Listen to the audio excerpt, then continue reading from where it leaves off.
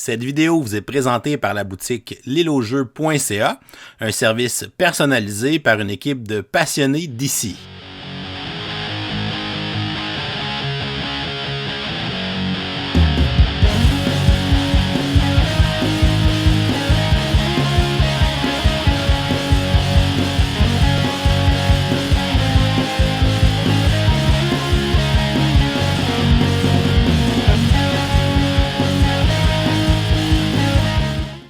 Bonjour chers amis joueurs, ici LP, bienvenue à ce nouvel épisode de Kickstarter 101 Ornat dans lequel je te présente cette petite boîte Machina Arcana qui est un jeu de type Dungeon Crawl à thématique Cthulhu avec un peu de science-fiction, du bon vieux steampunk. Fait qu'est-ce qu'on fait, c'est qu'on se choisit un scénario, c'est un jeu qui est coopératif. On se choisit un scénario, le scénario vient avec une narration bien écrite. Et on va tenter de progresser dans les différents chapitres de ce scénario-là, tout en trouvant de l'équipement, en affrontant des monstres, en tuant des monstres, puis aller résoudre les différentes, pas les énigmes, c'est pas le bon terme, mais les différents challenges que le scénario nous offre. Et on va tenter de progresser à travers ce scénario-là jusqu'à temps qu'on atteigne l'objectif ultime du scénario ou que tous les joueurs soient éliminés. C'est déjà une 3e édition, donc on s'attend à ce que les problèmes des éditions précédentes soient réglés. C'est un jeu auquel je n'avais jamais joué avant cette édition-là. J'avais très hâte de l'essayer. C'est vraiment dans mes cordes, la thématique. Ce genre de jeu-là, c'est vraiment dans mes cordes. Fait que tout ce que ça prend pour marquer des points, le fait-il. Fait qu'on va aller voir la mise en place, les règles dans le détail, voir si c'est quelque chose qui est fait pour toi. Et je reviens à la fin te dire ce que j'en pense. Donc, la première chose qu'on va faire pour placer notre scénario, notre partie, c'est qu'on va choisir notre scénario. Les scénarios viennent comme ça avec différents decks de cartes qui sont représentés par des icônes, par un nom. Moi, j'ai choisi le deck de cartes Horror in the Ice. Un jeu est aussi disponible en français. Et on va aller placer ça sur le petit plateau juste ici qui va servir à mesurer, à pister différentes choses. Quand notre deck est choisi, le deck vient avec un icône. On va aller chercher toutes les cartes qui ont le même icône, puis on va les rajouter à leur deck de cartes respectifs. Par exemple, ici, j'ai les decks de cartes d'événements de joueurs. Je vais aller le brasser dans le deck de cartes qui n'a pas d'icône. Fait que pour faire mon deck spécifique pour cette partie-là, même chose pour les decks d'événements d'horreur. On voit qu'il y a l'icône en haut à droite de toutes ces cartes-là. Je vais aller le rajouter dans le deck de cartes d'événements d'horreur. Selon les scénarios, surtout dans les extensions, je ne me trompe pas, les scénarios peuvent nous rajouter des équipements spécifiques, peuvent nous rajouter des choix d'aventuriers, etc. Dans mon cas ici, c'est juste ces deux decks-là qu'évidemment, on va prendre soin de brasser une fois qu'on a mélangé ça. Qu'est-ce qu'on a d'autre à faire sur ce plateau-là? Ben, je vais avoir la piste de menace qui est en haut, que je vais aller placer sur la première case. Je vais avoir la piste de niveau de monstre, qui je vais aller placer sur le numéro 1, juste ici également. Et je vais avoir les deux petits marqueurs qui sont juste ici, qui vont être le marqueur d'apparition de monstre, le spawning level, puis le marqueur d'horreur, qui est d'apparition d'événements horrifiques. Pour savoir comment on les place, mais ça, quand on va être prêt à commencer notre scénario, on va tourner ça. Ça va nous mettre une petite image dans le haut, puis ça va nous donner les conditions de notre scénario avec la narration qui est dans le bas. On va avoir deux chiffres qui sont toujours indiqués et qui vont changer au fur et à mesure qu'on va avancer dans notre scénario. Où ils vont indiquer le spawning level qui va commencer à 7, puis le niveau d'horreur qui va commencer à 4 de l'autre côté. Ensuite, on va aller préparer notre deck d'items pour la partie. Fait qu'il y a 4 séries d'items. On va avoir les consumables, fait que les items qui se consomment, les armes, les reliques, puis les armures, grosso modo. Et pour chaque item, ils sont séparés en 3 niveaux. Fait que les items de niveau 1, c'est indiqué en haut à gauche, des fois en haut à droite. Et on va avoir dans le reste du deck les items de niveau 2 et 3. Fait qu'on va mettre de côté tous les items de niveau 2 et 3 en début de partie. On va garder disponible juste nos systèmes de niveau 1. Et on va évidemment les brasser, se faire une zone de pige quelque part pas loin de notre surface de jeu. Dans le cas du deck de monstres, c'est un peu le même principe. On va avoir des monstres de niveau 1, qui sont indiqués dans le milieu ici à gauche de la carte, de niveau 1, de niveau 2, de niveau 3 et de niveau 4 dans notre scénario. On va commencer toujours avec les monstres de niveau 1, à moins que la mise en place du scénario ne nous change. On va brasser ça, puis on va se faire une zone de pige, pas loin de la surface de jeu. On peut se sortir, si l'on veut, tout de suite, les différents standees pour nos monstres. Fait qu'on va les classer, sont séparés de différentes façons. Tous nos monstres sont représentés par des standees. On a les petits racks pour les placer. On a également les standees d'aventuriers pas loin. On a aussi un autre petit plateau où on a plusieurs de nos monstres qui vont être déjà serrés de côté. Fait qu'on peut se garder ça pas loin. On va en avoir besoin évidemment pendant la partie. Au niveau des tuiles, on va commencer par enlever les tuiles qui sont indiquées avec des icônes. C'est des tuiles spécifiques au scénario. Et on voit qu'il y en a d'ailleurs une qui a mon scénario. Fait qu'elle, on va la garder de côté, mais on ne la prendra pas tout de suite. Ça va être le endgame qui va être ici. On va la mettre de côté. Le reste des tuiles, on va les prendre, on va les brasser, ils sont recto-verso, fait qu'on peut en changer, les virer comme on veut. On se fait éventuellement une belle petite pile, puis on va aller prendre la tuile du dessous. Ça va être elle, notre tuile de départ. Dernière chose qu'il va nous rester à faire pour pouvoir commencer notre partie, ou avant-dernière chose en quelque sorte, c'est de préparer notre aventurier. Chaque joueur va venir avec un petit plateau comme ça ici, dans lequel on va avoir notre carte, quelques jetons à placer. Et le petit plateau est toujours identifié par un symbole qui est juste ici. Fait que ce symbole-là, on va aller se prendre 3 jetons qui sont identiques à ce symbole-là. C'est pour noter les effets qui vont perdurer dans le temps. Si j'immobilise un monstre, par exemple, avec un pouvoir que j'ai, je vais mettre ça là. Ensuite, je vais avoir différentes cartes. Je vais me choisir une carte d'aventurier qui a une petite narration de l'autre côté pour savoir c'est quoi son background. Puis on va aller placer la carte juste ici dans le centre du plateau.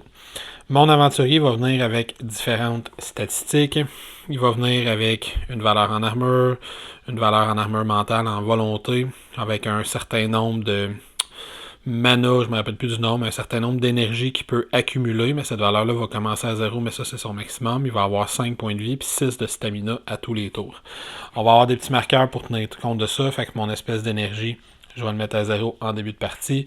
Mon nombre de points de vie, on dit que j'en ai 5, c'est mon maximum. Et mon stamina, les joueurs, à tout le moins, tous ceux que j'ai vus jusqu'à maintenant, ont toujours 6. On place ça comme ça, puis on va être prêt pour commencer la première étape de notre partie en tant que telle. Dernière chose qui va te rester à faire, c'est de regarder, de placer tes jetons dont tu vas avoir besoin sur le côté du plateau. Fait qu'on a des jetons d'illumination, puis pour montrer les zones qui sont détruites, qui vont ressembler ici, d'un côté et de l'autre. On a des jetons qui vont indiquer les dégâts qu'on inflige aux monstres. On a différents jetons qui vont servir à différentes choses. Fait que ça, t'en gardes ça pas loin. Et là, on va tout de suite expliquer celui-là, il marche comment, parce que c'est le premier qu'on va avoir besoin de placer. C'est un jeu coopératif. Fait qu'avant de commencer avec les règles en tant que telles, je vais tout de suite te préciser que là, tu as vu que c'est un jeu qui peut quand même prendre pas mal d'espace, parce que là, j'ai juste une tuile installée, mais il peut y en avoir plusieurs qui sont installés. Fait que je vais l'expliquer vraiment comme si c'était un jeu solo, fait que juste un personnage. Et la première chose que tu vas avoir à faire, ton premier truc qu'on te demande, quand tu as un petit icône qui est comme ça ici, c'est quelque chose que tu dois faire au moment où cette carte-là est révélée. C'est l'icône d'instantanéité. Fait que dès que j'ai tourné cette carte-là pour faire ma mise en place initialement, on m'a dit Place a Entry Token. Entry Token, c'est ce jeton-là.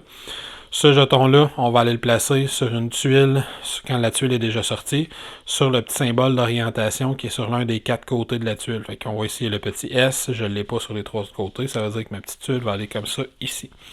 Dans ma mise en place initiale, ce qui va me rester à faire, c'est le standee qui représente mon personnage. Je peux aller le placer sur cette pièce, sur cette token-là ou adjacent à ce token-là. Peut-être que je voudrais me placer comme ça, par exemple. Fait que je suis juste ici. Et quand ça c'est fait, ben là, on est vraiment prêt à commencer à jouer. Quel est le but de Machina Arcana? Comment on fait pour gagner? Il faut passer au travers de ce paquet de cartes-là. Certaines des cartes vont me demander d'aller interagir avec le jeton principal d'une pièce en tant que telle. Fait que si j'ai pas d'instruction spécifique ici, c'est ça que je dois aller faire. Cette case-là, c'est la case qui est juste ici. Fait que je dois me rendre, donc, pour résoudre cette première carte-là, je dois me rendre adjacent à ce token-là qui est juste ici. Et chaque tuile en a un. Fait que ça pourrait être dans une autre tuile. Activer ce jeton-là et là, on va progresser dans l'histoire. J'ai une petite narration ici qui m'indique narrativement qu'est-ce que je dois faire. Quand on progresse dans l'histoire, on va tourner cette page-là comme si c'était un livre. Fait que ça va remplacer la carte qui est juste là. Ça va être en bas ici. On voit que j'ai quelque chose qui doit se passer de façon instantanée. Et quand il y a cette icône-là ici, ça veut dire que l'effet qui est demandé sur la carte bloque ce que je viens juste d'expliquer. Fait que quand cette carte-là va être révélée, au lieu d'aller faire ceci, je dois faire ce qui est demandé juste ici. Fait que je peux dépenser un point de vie pour bloquer, pour bouger de 3 espaces. Et si 4 fois un joueur sacrifie un point de vie, on va au chapitre suivant. Si on va au chapitre suivant, on tourne. Fait qu'on voit ici que là, il n'est pas bloqué. Donc lui, je dois me rendre à ce jeton-là, à cette case-là, dans la pièce où on sera rendu à ce moment-là. Et si j'ai des effets spéciaux qui vont arriver, si on va y revenir, j'ai quelque chose qui se passe de façon instantanée, puis on continue comme ça. Et on progresse, fait que de temps en temps, l'événement va être bloqué par l'icône que j'ai montré dans le haut. De temps en temps, il ne l'est pas. Fait qu'il faut tout simplement progresser à travers ce deck de cartes-là, en faisant les différents événements qui sont dessus.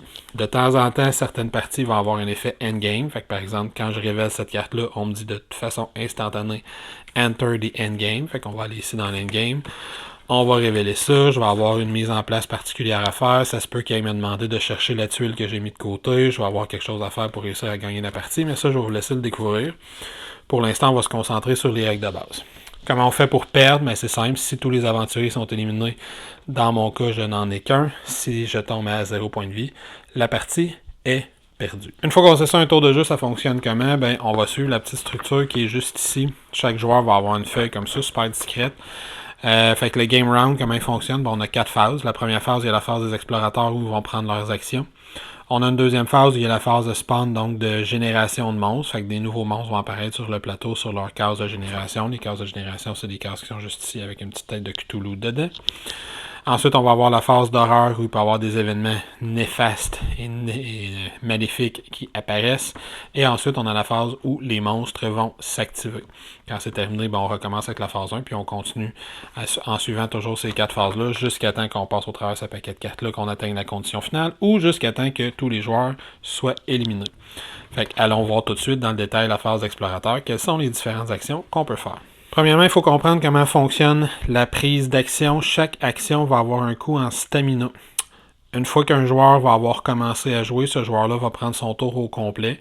Et quand il va avoir décidé de passer parce qu'il ne veut plus rien faire ou qu'il n'aura pas de points il n'aura plus de points de stamina, il va amener ça à 0. Fait que si par exemple il me reste 2 points puis je ne veux plus rien faire, je vais l'amener à 0 pour montrer que moi j'ai terminé de jouer. Puis ensuite on va passer au joueur suivant.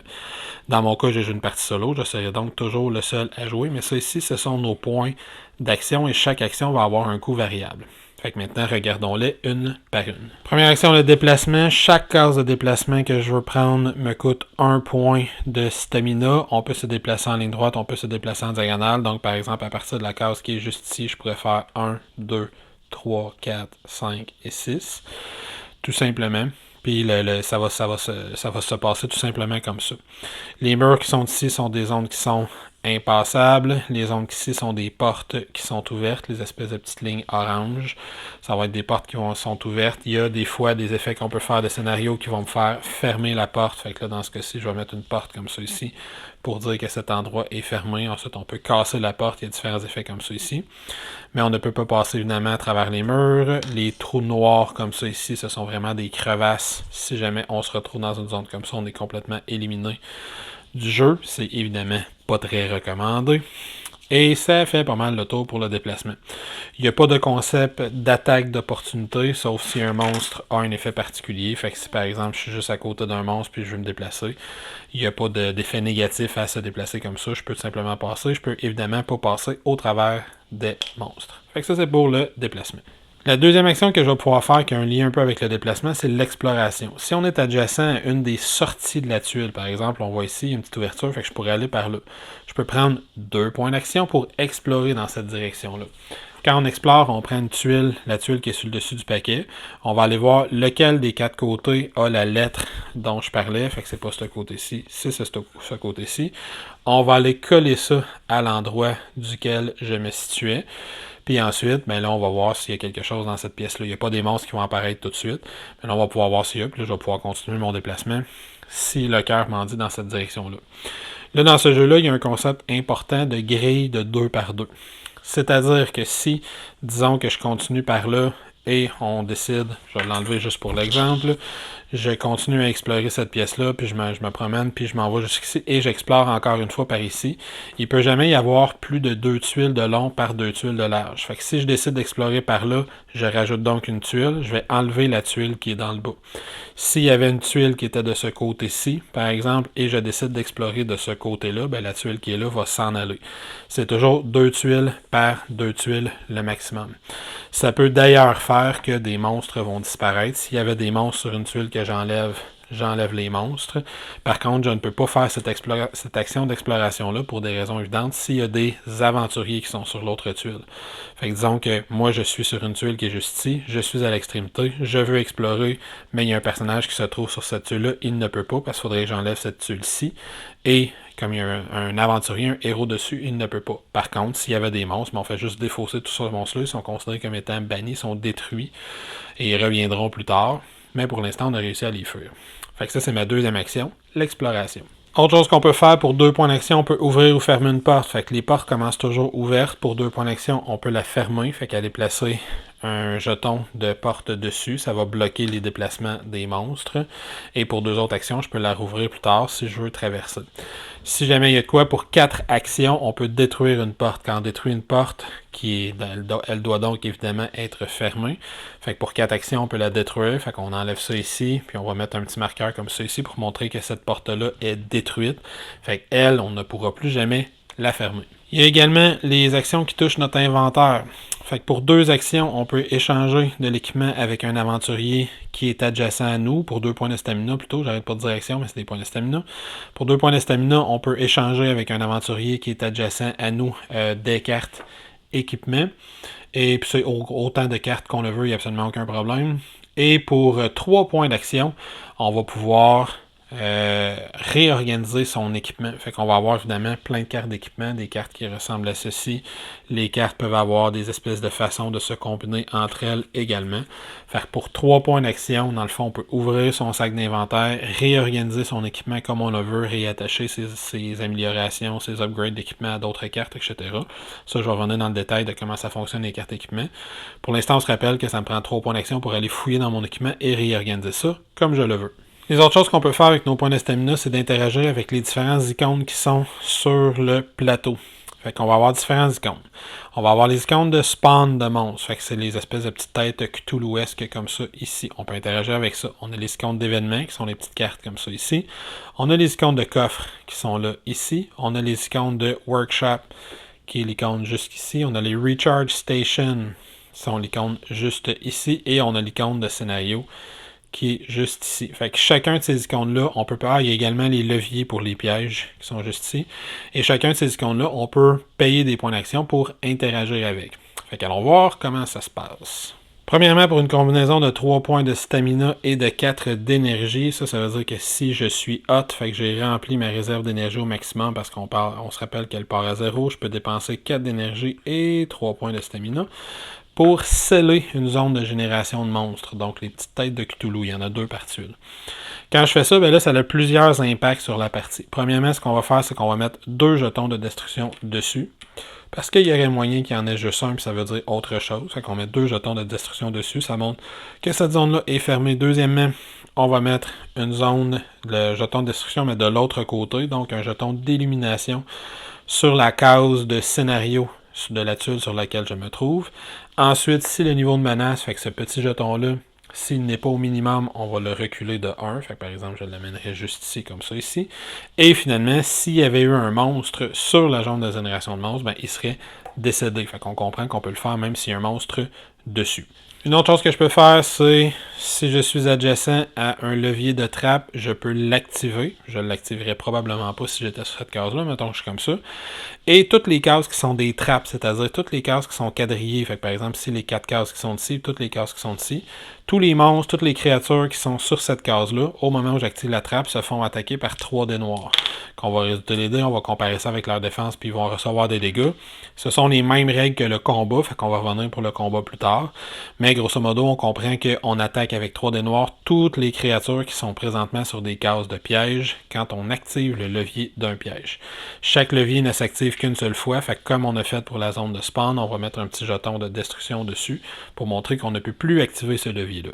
Ensuite, on va avoir les trésors. Les trésors, c'est des cases qui sont juste ici. Fait que si on est adjacent à un trésor, pour 3 points de stamina, on peut activer un trésor. Première chose qu'on va faire quand on active un trésor, ben, c'est l'une des façons qu'on a de gagner de l'essence. Je pense que c'est ça le terme, j'arrête pas de dire énergie, ça c'est de l'essence. On peut gagner 1 point d'essence quand on active un trésor. Comme on le fait sur toutes les cases qu'on a fait jusqu'à maintenant, on va bloquer l'espace. Chaque coffre ne peut s'ouvrir qu'une seule fois. Et ensuite, on va pouvoir aller piger des trésors. On va choisir 2 cartes qu'on va piger. Ça peut être dans le même deck, dans 2 decks différents. Disons par exemple que je pige ça, puis je vais piger une arme. Vert, c'est les équipements de défense ou les vêtements qu'on va porter, ce genre d'affaires-là. Puis les mains, ce sont plus les armes. On les révèle et je peux en choisir une des 2, laquelle je vais vouloir garder. Fait que peut-être que je vais vouloir garder le Force Alternator, peut-être que je vais vouloir garder le Ritual Cloak. Disons que je garde le Ritual Cloak. Et cette carte-là, on ne pourra pas l'équiper tout de suite, par exemple. Et la carte que je ne garde pas, on va décider si on la remet sur le dessus du paquet ou si on la détruit. Fait que si c'est une carte qui m'intéresse pas pour le reste de la partie, je pourrais la détruire ou si c'est une carte qui n'intéresse pas mes coéquipiers. La carte que je garde, ce que je peux faire avec, ça va dépendre de la classe que je suis. Chaque personnage a une classe spécifique qui est indiquée juste ici. Moi, je suis un gunman. J'ai mes habiletés de base, des trucs comme ça. Et dépendamment de la carte que je vais avoir équipée, la carte que je vais avoir choisie, je vais pouvoir l'équiper ou non. Il va avoir un petit résumé sur la fiche. Fait que si je suis un bruiser, je peux équiper une arme gratuitement. Un gunman, c'est un apparel, ça c'est les cartes vertes. Mystic, c'est les cartes mauves artefact. Puis Crafter, le quatrième, il peut équiper n'importe laquelle. Ça veut dire que comme je suis un gunman, ça c'est un apparel, je peux l'équiper immédiatement gratuitement. Sinon, j'aurai à faire plus tard l'action de réorganiser mon inventaire pour pouvoir équiper cette carte-là. Si j'avais déjà une armure qui était équipée puis j'aime mieux rééquiper celle-là, ben vu que je peux le faire gratuitement, je peux défausser le reste, mettre ça de côté dans mon inventaire pour montrer que ça n'est pas équipé, puis équiper celle-là à la place. Les systèmes, on va y revenir plus dans le détail, mais grosso modo, on voit que ce système-là va monter ma volonté de 2, va me protéger contre les attaques magiques, et il me donne l'habileté que toutes mes attaques maintenant, ce sont des attaques arcanes. Fait que disons que moi, j'ai trouvé ça, et j'ai équipé ceci. Autre chose que je peux faire, je peux interagir avec une zone d'événement. Les zones d'événement, ce sont les petites zones qui sont juste ici. Ça aussi, on va faire un d'essence quand on interagit avec un événement. Fait qu'on va aller monter son marqueur d'essence, et on va aller piger une carte d'événement. Comme toujours, on va se rappeler de bien cacher la case avec laquelle on interagit. Chaque case, on peut interagir une fois. Les cartes d'événement, qu'est-ce qu'elles font? Ben, je vais avoir une petite partie narrative et je vais généralement gagner un bonus dans le bas de la carte. Dans ce cas-ci, on voit que je pourrais réorganiser, je pourrais faire l'action d'utiliser mon inventaire, donc de réorganiser mon inventaire gratuitement sans avoir à sacrifier 3 de compétences. Et là, toutes les effets vont avoir un effet quelconque. Je peux détruire un item pour gagner de l'essence, gagner un autre item. Je peux refresh any map space, ça veut dire que je pourrais enlever ça ici puis refouiller dans ce coffre-là. Gagner un explorateur 2 points de vie, ainsi de suite. Fait qu'il y a plein d'effets différents qui vont s'appliquer. Fait que les cases d'événements sont toujours positives. On a le Recharge Station également qui est juste ici. Fait que comme toujours, on va placer un petit marqueur pour montrer qu'on l'utilise. Ça nous coûte 1 point de stamina utiliser ça. Et le Recharge Station, on va lancer ce dé-là ici pour voir qu'est-ce qui se passe. Fait que dépendamment comment qu'on le roule, il peut généralement se passer rien parce qu'on est malchanceux. On peut regagner 3 de stamina. On peut se guérir de 1 et regagner 2 de stamina. Ce sont les différents choix qu'on peut avoir. Fait que quand on active ça, on fait tout simplement rouler le dé et on applique son résultat. La dernière case qu'on peut activer, c'est le Workbench, qui est là juste ici. Lui, il y en a une par tuile. Quand on active le Workbench, comme d'habitude, on le couvre. Lui, contrairement au chest, au coffre, on ne gagne pas 1 d'énergie, 1 d'essence. Quand on active le Workbench, par exemple, on a beaucoup plus de latitude. Workbench, qu'est-ce qui se passe? C'est qu'on va piger 3 cartes dans la configuration de notre choix. 3 du même paquet, 3 de paquets différents, 2 d'un paquet, 1 de l'autre. Ensuite, une fois qu'on va avoir regardé ces 3 cartes-là, disons que je pige ceci, cela et ceci. Une fois que je vais avoir regardé ces 3 cartes-là, je peux échanger autant des cartes que je veux avec des cartes de mon inventaire. Fait que peut-être que tiens, je vais échanger, pourquoi pas, je vais échanger cette carte-là avec celle-ci de mon inventaire. Fait que ça devient ces 3 cartes-là qui sont dans ma main. Je peux en échanger autant que je veux. Une fois que j'ai fini mes échanges, je peux en garder une parmi ce que j'ai dans les mains. Disons que je garde elle. Les cartes restantes, je les remets sur le dessus du paquet ou je les détruis comme je l'ai fait précédemment. Et en plus, après, gratuitement, je peux faire l'action d'utiliser mon inventaire, c'est-à-dire de réorganiser mon inventaire et de replacer ça, tout ça à mon goût. Ça fait une couple de fois que je parle de réorganisation d'inventaire. Pourquoi c'est important de le refaire? Parce que dans ce jeu-là, le système d'inventaire est un peu complexe. Il va permettre d'upgrader ces items. Disons par exemple que j'ai trouvé précédemment cette armure-là. J'ai décidé de la trouver, j'ai fouillé dans un coffre, c'est ça que j'ai gardé. Je suis un gunman, donc je l'ai équipé gratuitement. Je continue à me promener, je refouille plus tard et je trouve cette botte-là. Cette botte-là, on voit qu'il y a un petit marqueur ici qui me dit qu'il peut être attaché à une autre carte. Fait que je pourrais l'attacher avec cette carte-là pour que leurs 2 effets se combinent. Par contre, mon objet principal dans une série de cartes attachées ensemble, c'est toujours la carte du bas, la carte qui est la plus basse. Ça serait donc elle la carte la plus basse. Comme je suis un gunman, je peux l'équiper gratuitement. Fait que comme je l'équipe gratuitement, je vais déséquiper ça et j'équipe ça gratuitement. Plus tard, disons qu'en fouillant, je trouve cet objet-là, fait que je peux pas l'équiper gratuitement, ou je pourrais déséquiper ça pour équiper ça à la place, mais disons, je rajoute ça à mon inventaire, et on voit qu'il y en a qui peuvent se connecter juste par la gauche. Ça, ce sont des améliorations, ça peut pas être des objets principaux, fait que je mets ça dans mon inventaire.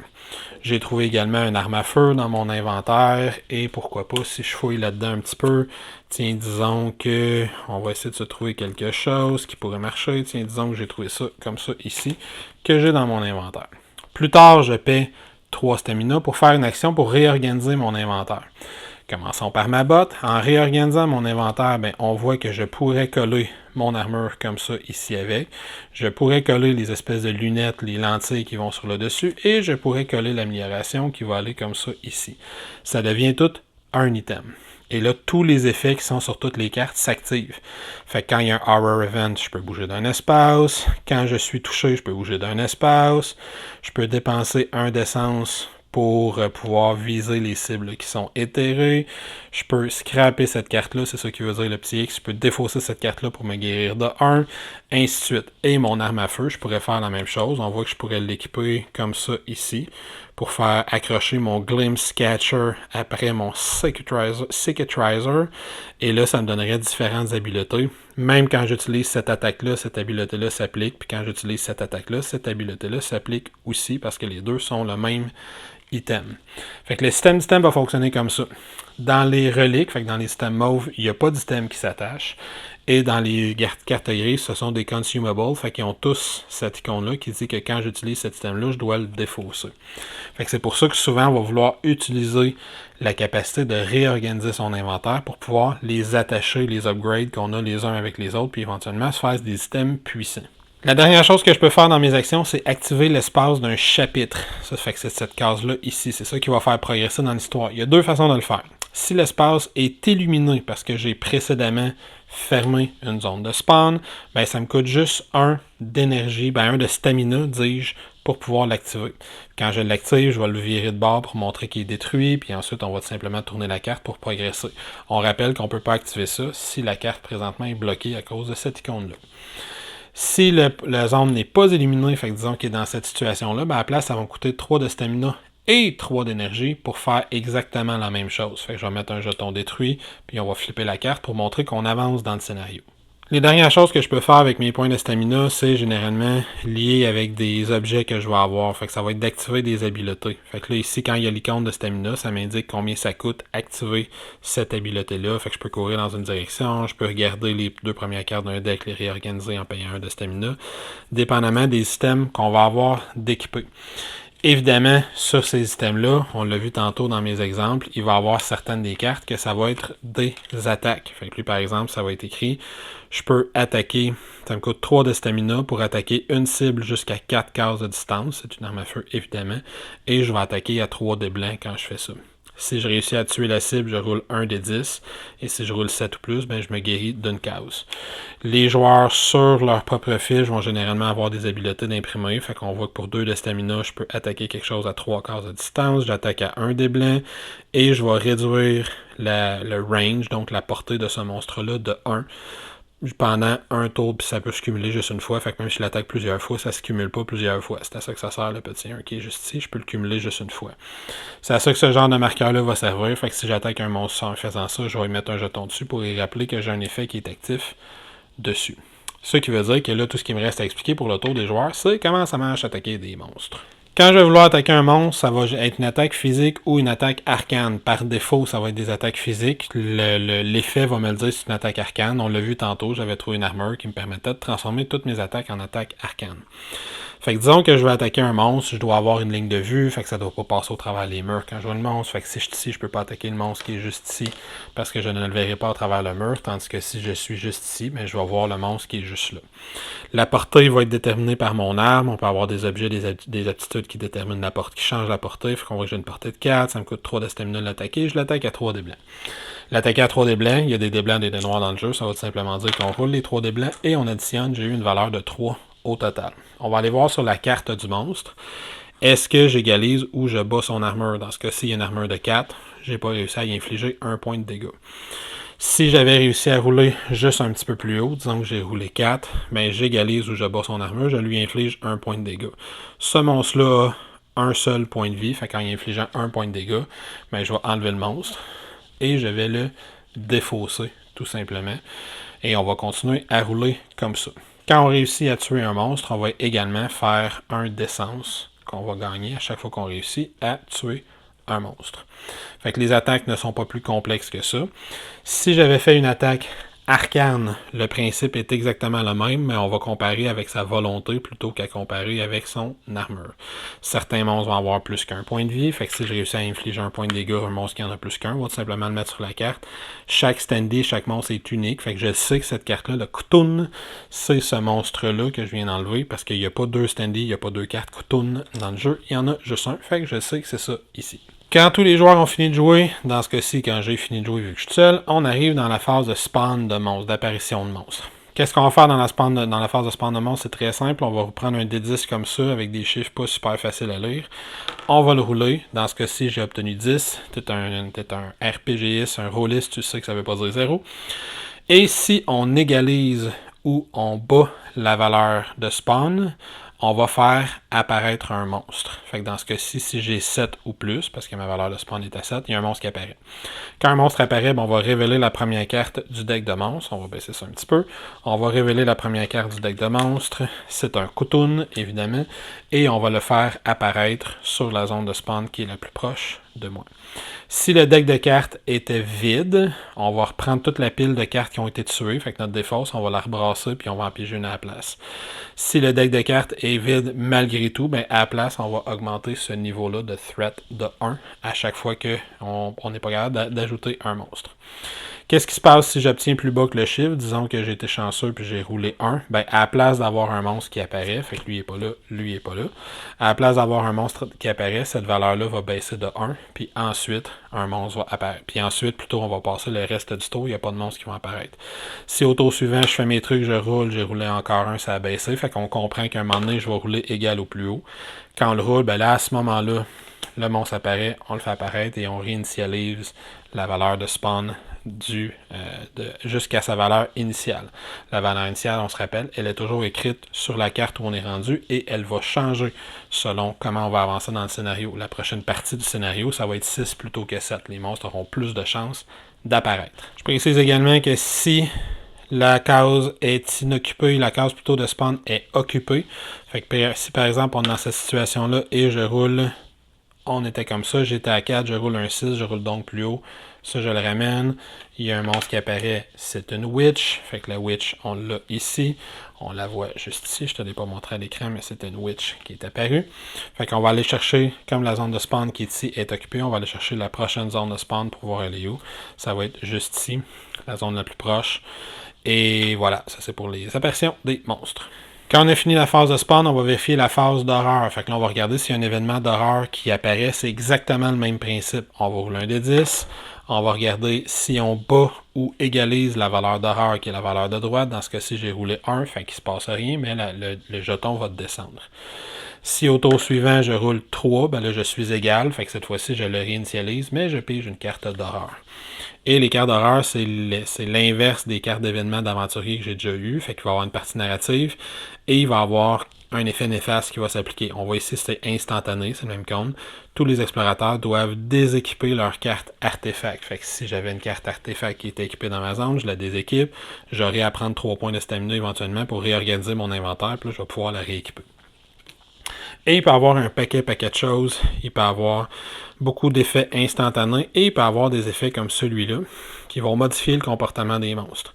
Ça veut dire que quand les monstres vont jouer, ils vont faire, s'ils le peuvent, ils vont faire le Abominable Blast plutôt que de faire autre chose dans leur tour de jeu.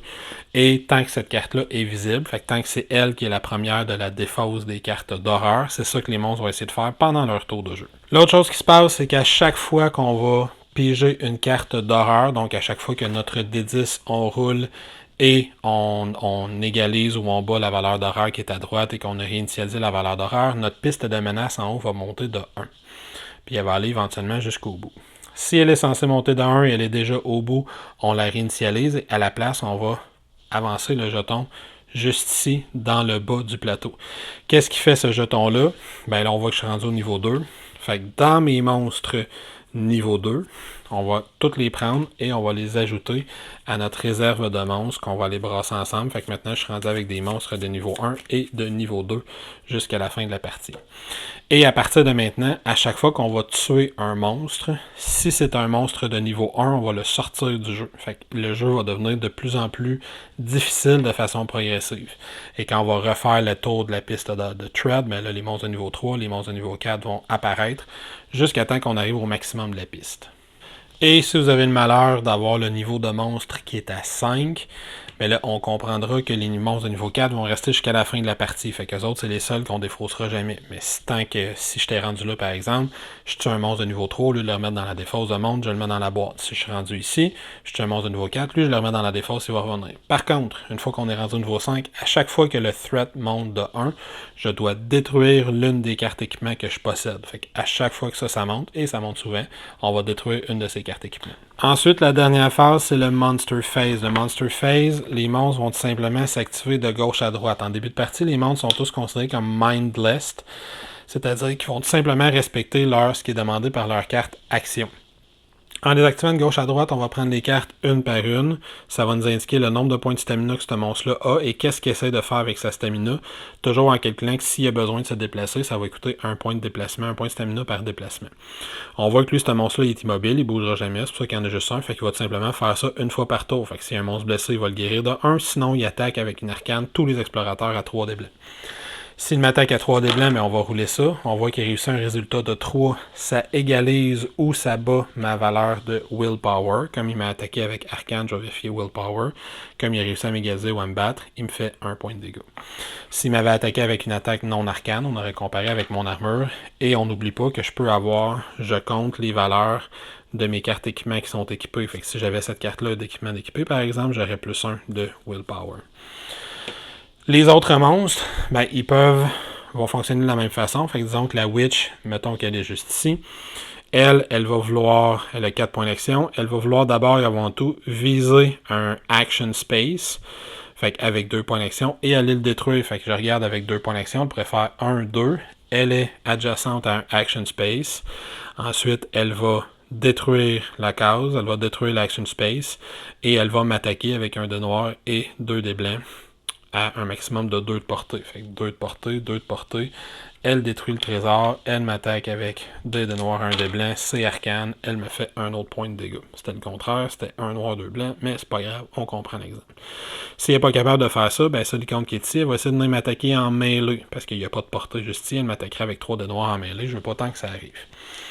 Et c'est pour ça que des fois, je l'ai dit plus tôt, on peut fermer des portes. Si je fermais une porte, mais un monstre va avoir besoin de dépenser 4 points d'action pour briser la porte. Fait que la Witch pourrait faire 1, 2, 3. Il ne lui reste plus assez de points d'action pour la briser. Fait qu'au tour suivant, elle va prendre ses 4 points d'action pour briser la porte. Fait qu'on se rappelle qu'on met un petit jeton comme ça ici pour montrer qu'elle est brisée. Et fait que ça va y prendre 2 tours complets venir jusqu'à moi. Pendant ce temps-là, le couteau va continuer à m'attaquer. Mais bon. Fait que le tour des monstres, c'est pas plus compliqué que ça. Une fois qu'il y a un aventurier qui est décédé, fait que si on joue à 2, 3, 4 joueurs puis il y a quelqu'un qui meurt, mais ce joueur-là va prendre contrôle des monstres. Ils vont devenir des Scheming Monsters. Les Scheming Monsters vont être capables d'ouvrir la porte pour 2 actions. Ils vont devenir un petit peu plus efficaces dans leur gestion des actions, mais dans l'ensemble, ils vont fonctionner quand même de la même façon. Là, il reste bien des petits effets que je te parlerai pas en détail, mais tu sais, il y a des cases des fois qui peuvent avoir des espèces de barils explosifs que si on pousse un monstre dessus, ou on tire dessus, ou on active un levier, ça va y faire des dégâts. On voit qu'il y a des cases qui ont beaucoup de pièges. Si on pousse un monstre dans un espace qui est noir comme ça, on le tue instantanément, mais c'est vrai aussi pour nous autres. Il y a plein d'effets qui vont être différents selon les scénarios dans lesquels on va avoir. J'entrerai pas dans plus que ça dans les détails, je pense que tu as une bonne idée de comment ça va se jouer. Fait qu'on continue comme ça. Quand les monstres sont joués, on recommence avec nous. On dépense nos stamina. Au début de chacun de notre tour de jeu, on revient à 6 points de stamina complet. On va continuer comme ça en essayant d'éliminer les monstres puis en essayant de progresser dans le chapitre qui est juste ici en allant activer les différentes cases de chapitre qu'ils vont avoir. On essaie de faire ça avant que les niveaux de monstres soient trop hauts parce que sinon nos items vont commencer à se briser une fois qu'il est rendu au maximum, en plus d'avoir des monstres de plus en plus forts qui apparaissent. On essaie de se trouver du nouvel équipement, d'aller activer des événements qui sont bénéfiques pour nous autres, d'essayer d'éviter le plus possible les événements d'horreur. Et on progresse comme ça dans cette histoire-là jusqu'à temps qu'on finisse le dernier chapitre de l'histoire, fait que la dernière carte, ou jusqu'à temps que tous les explorateurs soient éliminés. Je termine ces explications-là avant de rentrer dans la critique en te parlant brièvement de l'essence. L'essence, fait que la troisième statistique que tu as, la petite éclair, elle peut servir dans le jeu à 5 choses. Tu peux t'en servir, je l'ai déjà dit, pour sceller les cases de génération de monstres, fait que les spawn points. Tu peux t'en servir pour activer les cases de chapitre, fait que les cases qui te permettent de progresser à travers le chapitre, il y a une case par tuile. Tu peux t'en servir pour ça. Tu peux t'en servir pour activer certaines habiletés. Tu vas avoir un éclair sur fond blanc, ça dit qu'il faut que tu dois payer 1-2 d'essence pour activer cette habileté-là. Mais les deux autres choses que j'ai pas encore dit, tu peux t'en servir pour dépenser 1 point d'essence pour te donner plus 1 sur un jet d'attaque quelconque, puis tu peux le faire, tu peux dépenser 3 d'essence pour te donner plus 3. Et tu peux t'en servir finalement pour éviter de perdre des points de vie. Si j'ai un monstre m'attaque, j'arrive à perdre un point de vie, je peux perdre 1 point d'essence à la place. Et ça met fin aux explications. Donc voilà, c'était le jeu Machina Arcana. J'espère que ce fut clair pour toi. Maintenant, les règles. On va commencer avec les composantes comme je le fais d'habitude. Les composantes, ben tu as vu, je me suis penché pour ramasser quelque chose. Ce sont les tuiles. C'est ma seule composante qui est négative dans le jeu. Les tuiles, au niveau positif, je les trouve très belles, très thématiques, là, ça te met dans le monde quelque chose d'obscur, on trouve des corridors, des grottes souterraines, des affaires de même. Ils sont bien dessinés, sont bien faites. J'aime partiellement, en fait, là où j'ai un accrochage, c'est que j'aime bien le fait que tous les icônes sont directement imprimés sur la tuile, fait que ça fait moins de jetons à placer. Fait que au lieu de mettre 3-4 coffres, 2-3 jetons d'événement, un jeton d'activation d'espace, un workshop, une station de recharge, etc. Tout est déjà imprimé sur la tuile, mais ça fait des tuiles très très très chargées. Il y a certaines cases que c'est des débris qu'on va avoir des fois dans le centre des cases comme celle-là. On a deux espèces de débris dans le milieu. Je ne sais pas si on va être capable de voir, mais dans ce coin-ci, il y a des débris qui font qu'on a des malus quand on bouge. Lesquelles cases sont des pièges. Les trous, des fois, c'est pas évident. Il y a tellement de types d'iconographie différents visuels que ça prend quelques parties s'habituer à qu'est-ce que chaque case fait. Et ça fait des cases très chargées, puis tu finis par avoir beaucoup de jetons à placer de toute façon, parce que tu mets tous tes jetons détruits partout pour montrer que ces cases-là, on ne les utilise plus. Tant qu'à ça, je pense que j'aurais mieux aimé le contraire. Quand on place une tuile, on met des jetons au hasard sur différentes cases, je sais pas quoi, il y a juste des petits ABC d'imprimés, puis on brasse nos tokens, puis on les place au hasard, puis on les enlève au fur et à mesure, fait que ça libère la tuile au lieu de la charger au fur et à mesure que ça avance. Mais c'est très mineur. Sinon, le visuel des cartes est super. J'aime beaucoup le fait que ça soit un jeu à standee et non pas un jeu à figurines. Heureusement, parce qu'il n'est pas donné. Les petits plateaux personnels des joueurs, c'est bien fait. Les cartes équipement sont très jolies. Quoique les cartes équipement et les cartes d'équipement, j'ai aussi un petit accrochage parce que quel format étrange. C'est mince et long. Je suis quelqu'un qui possède énormément de sleeves à la maison. J'aime ça sleever mes jeux quand ça arrive, fait que j'en possède beaucoup. Et j'ai évidemment pas ce format-là. Qui sait qu'il y a ça, ce format-là chez eux? Fait que ça, c'est fatigant. Mais le visuel est intéressant. L'iconographie est pas super parce que l'icône de 3 de portée, que j'ai pas besoin de line of sight, de 3 de portée, mais que c'est deux cibles différentes. Ils se ressemblent tous beaucoup, ces icônes-là. Puis moi, je me mêle encore, même après avoir fait plusieurs parties, je me mêlais, puis c'était pas encore clair qu'est-ce qui était quoi comme icône. Même chose pour quel équipement peut s'équiper pour s'upgrader avec tel autre équipement. C'est censé être naturel, mais c'est pas super clair non plus avec l'iconographie. Fait qu'il y a des petits accrochages, mais overall, le matériel est de très très bonne qualité. Maintenant, au niveau du gameplay, j'aime beaucoup le genre de jeu où tu vas avoir un certain nombre de points d'action, puis tu vas déterminer qu'est-ce que tu vas faire avec cette action-là, mais que les actions n'ont pas tous le même coût. Ça, je trouve ça intéressant. Fait que ça me coûte 3 points d'action activer un événement, 3 points d'action fouiller, mais ça me coûte juste 1 activer une recharge de station, 1 me déplacer d'une case, telle attaque c'est 2, telle autre attaque puissante c'est 4. Ainsi de suite, ça, je trouve que c'est un système qui a une belle versatilité. Et c'est un système qui est très très facile à prendre en main, le système de Machina Arcana. Fait que c'est très très simple une fois qu'on comprend les règles, c'est très très simple de s'installer, de l'expliquer. C'est pas très long, installer une partie puis partir avec ses amis autour de la table. C'est assez intuitif qu'est-ce qu'on doit faire dans son tour. C'est pas très compliqué. Ce tour-là, on va essayer de tuer ce monstre-là, c'est d'aller fouiller à telle place, trouver une thème. Il me manque une place, là, il me resterait une place où je peux upgrader mon armure dans le haut. Je vais essayer d'aller fouiller pour trouver ça. C'est intéressant, cet aspect-là, puis c'est relativement fluide. Fait que ça, cet aspect-là, super. J'aime beaucoup la façon dont tu vas gérer le deck de cartes d'équipement et non pas ton équipement, mais le deck de cartes d'équipement. Parce que j'aime le fait que tu piges 2 cartes, tu choisis laquelle tu veux, puis l'autre, tu décides si tu la détruis ou si tu la remets sur le dessus. Fait que si je pige une carte qui est super bonne pour toi, mais je la remets sur le dessus, puis je dis, va fouiller. Il y a de quoi pour toi. Si je pige de quoi qui est pourri pour nous deux, parce que ça fait pas, je le détruis. Fait qu'on va passer au travers du deck. C'est le scénario qui va nous dire quand est-ce qu'on rajoute les systèmes de niveau 2, de niveau 3, de niveau 4. Fait que ça va progresser au fur et à mesure que la partie va avancer, puis ça progresse de façon naturelle. Fait que j'aime bien cet aspect-là. J'aime moins l'aspect de la façon dont ton équipement fonctionne dans ton inventaire, parce que c'est pas clair, en fait. On comprend que les cartes peuvent s'attacher ensemble. Tu as des exemples dans le livre de règles qui disent que tu as le droit de faire tel truc, mais tu n'as pas le droit de faire tel autre truc. Puis il y a des exemples que je comprends pourquoi on n'a pas le droit, puis il y en a d'autres que même en lisant les règles, tu me donnes un exemple en me disant ces 2 cartes-là, on peut pas les mettre ensemble, puis je sais pas pourquoi. Fait qu'il y a des choses qui sont pas encore tout à fait claires, puis ça rajoute un espèce d'effet maladroit ou lent dans le jeu, pas naturel, parce que certaines classes ont le droit d'équiper une carte au moment où il y a pige, mais pas d'autres. Fait que t'as toujours, bon là je pige une carte équipement, après il faut que je prenne une action pour rééquiper mon équipement, puis là j'en pige une autre, fait que là il faut que je prenne une action pour déséquiper mes affaires, puis rééquiper, parce que ce système-là il peut aller en upgrade avec tel autre item. Fait que l'idée est bonne sur papier, mais globalement, ton inventaire il est complexe à gérer. Puis ça c'est dommage dans un jeu comme celui-là qui se veut être relativement simple. Ça c'est une autre chose. J'aime beaucoup comment les monstres fonctionnent, c'est super simple, les tours des monstres se font en un éclair. Puis ça, j'apprécie ça dans ce genre de jeu-là, parce que des fois, ça peut être lourd, gérer les tours de monstres. J'aime beaucoup la règle de spawn, à chaque fois, tu lances un dé, s'il n'y a pas de monstre qui apparaît, ça baisse, fait qu'il va finir par en avoir qui vont apparaître, et chaque joueur lance le dé de spawn, fait qu'il peut y avoir plusieurs monstres qui apparaissent. Tandis que l'événement d'horreur, ça se fait juste une fois par tour. Il peut pas avoir plus d'une carte d'horreur qui apparaît par tour. Le niveau de threat qui monte, le niveau de menace qui monte, les monstres qui montent de niveau, ça, je trouve tout ça, cet aspect-là, super intéressant, fait que c'est quelque chose que j'ai beaucoup aimé dans ce jeu-là. Par contre, là, j'ai 2 gros accrochages avec le jeu, c'est les 2 principaux. Premièrement, le jeu de base, on t'a dit qu'il y a un jeu de base avec une longueur de base et tu peux jouer 2 versions raccourcies du jeu.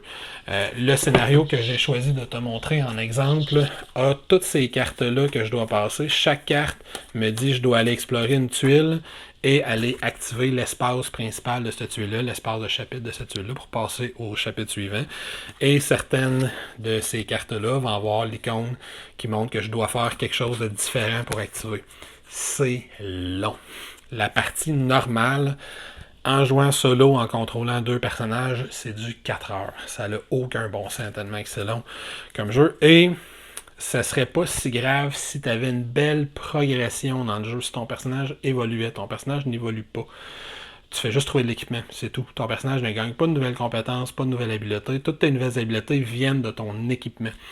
Donc, si la première carte que je trouve, c'est une bonne arme, que je trouve le 3/4 de la game, ben, j'en ai pour 3h15 à avoir 0 évolution, à avancer, tuer un monstre ou 2, activer la case, avancer, tuer un monstre ou 2, activer cette case-là, et recommencer, rinse and repeat, comme disent nos amis anglophones. Donc, la longueur du jeu est extrêmement problématique. Il y a une longueur qu'on te propose qui est plus courte. Puis là, je m'en suis tiré quand même un bon 2h30. Puis là, ce qu'on dit, c'est va prendre les chapitres, par exemple, les cartes 1, 3, 6, 9 et 10, au lieu de prendre toutes les cartes. Fait que tu vas avoir une version accélérée. C'est dommage un peu parce que tu manques un petit peu l'histoire, quoi, que tu peux toujours lire les autres sans les faire. Et il y a une partie qu'on dit moins d'une heure, mais c'est plus proche de 2, où là tu prends genre 3/4 de chapitre. Mais c'est un jeu qui est extrêmement long, puis moi j'ai joué solo en contrôlant 2 personnages. Je n'oserais jamais sortir ce jeu-là en jouant avec 3 autres personnes, ça va être interminable. Comment ça va être là, on va passer toute la journée là-dessus. Puis c'est pas un jeu d'une journée, c'est censé être un jeu qu'une partie dure 90 minutes, peut-être 2 heures. Parce que ce genre de jeu-là, si tu n'évolues pas pendant la partie, ça devient répétitif.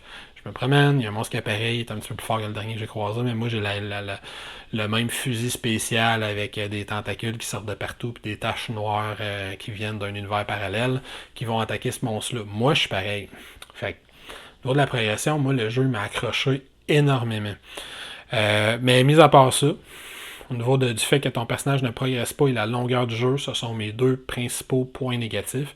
Et dans mon cas à moi, malheureusement, c'est des points suffisamment lourds pour que je décide de ne pas garder ce jeu-là. C'est pas un jeu qui va rester dans ma collection. Je rajouterais que malheureusement, au niveau de sa distribution, moi j'ai été chanceux, la compagnie m'en a envoyé une copie. Fait que moi j'ai pas payé tout ce que tu as vu ici, je l'ai reçu, je les remercie fortement d'ailleurs parce qu'ils vont m'avoir sauvé de l'argent étant donné que je ne l'achèterai pas. Mais le jeu, en français, à tout le monde, il est quand même relativement dispendieux. Je pense qu'il tourne autour de 130$ canadiens. Puis tu as juste 3 scénarios à l'intérieur. Fait qu'au niveau de la rejouabilité, c'était ces 3 scénarios. Tu me diras, c'est 3 scénarios de 4h15 chaque. C'est vrai. Mais tu refais quand même les mêmes gestes là, d'un scénario à l'autre. Fait que tu trouveras pas le même équipement. C'est pas les mêmes monstres qui vont sortir dans le même ordre. Mais les parties vont se ressembler l'une à l'autre. Tu as besoin, je pense, d'aller chercher les extensions pour aller chercher de la profondeur dans ce jeu-là, puis d'aller chercher un vrai mode campagne. Il y en a un qui t'est proposé dans le jeu de base, mais c'est genre garde une carte entre les parties. C'est pas un vrai mode campagne.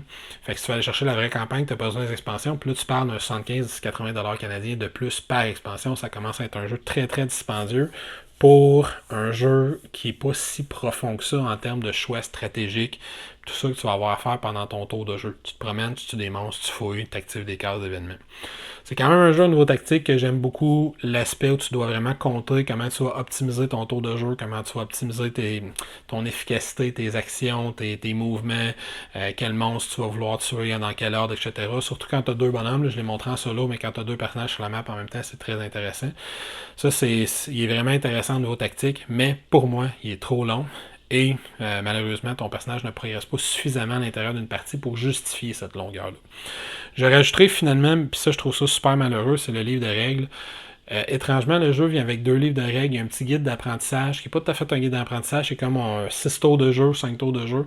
Puis là, tu lis à travers les 5 tours de jeu sans qu'on t'explique les règles. On fait juste t'expliquer les mouvements que les joueurs font. Lui, il veut se déplacer de 3, fait que ça coûte 3. Ensuite, il fait telle attaque, ça coûte 2 points d'action, il lance tête 2. Puis on comprend relativement bien comment ça se passe. Puis quand tu lis ça, tu fais parfait, j'ai une bonne idée de comment ça roule. Maintenant, je me plonge dans les règles, puis les règles te mélangent complètement. C'est malheureusement mal écrit, mal organisé, mal structuré comme règle. Puis ça, c'est dommage parce que c'est une 3e édition. Je me serais attendu à ce que le livre de règles soit minimalement solide, bien organisé, avec des bons exemples clairs partout, mais c'est pas le cas. Il y a beaucoup d'informations que tu cherches. Puis c'est pas clair. Fait que c'est dommage. Fait que pour moi, c'est malheureusement pas une recommandation. C'est pas un jeu que je te dirais de le courir après puis d'aller te le chercher. C'est un jeu que si jamais le thème steampunk, Cthulhu, c'est vraiment quelque chose qui va te chercher, il y a des belles choses, il y a des super belles idées à l'intérieur. Et je te suggérais fortement, minimalement, de jouer les versions plus courtes de chacune des parties parce que dans son format actuel, jouer la version de base de chacune des parties, c'est beaucoup trop long pour ce que ça t'amène, je pense. Peut-être que tu vas être en désaccord avec moi et que tu vas adorer. Mais moi, j'ai trouvé que ça tournait trop en rond. Ce jeu-là, pour la durée que c'était, je sais pas si je l'ai dit assez, c'est moi qui commence à tourner en rond. Sur ce, j'espère que ça t'a permis quand même de faire une idée. Si tu apprécies grandement le jeu, ben je t'encourage à m'expliquer qu'est-ce que tu y as vu que peut-être moi je n'ai pas remarqué. Moi, je vais t'inviter à venir t'inviter à notre chaîne YouTube si ce n'est pas encore fait, à venir te visiter sur Twitter, Facebook, Instagram. Pourquoi pas venir nous supporter sur Patreon pour que l'on puisse continuer à te fournir du matériel que l'on espère être d'excellente qualité. Sur ce, fais attention à toi quand tu te promènes dans des souterrains infestés de monstres Cthulhu Ouest. On aimerait ça que tu restes là. Ciao!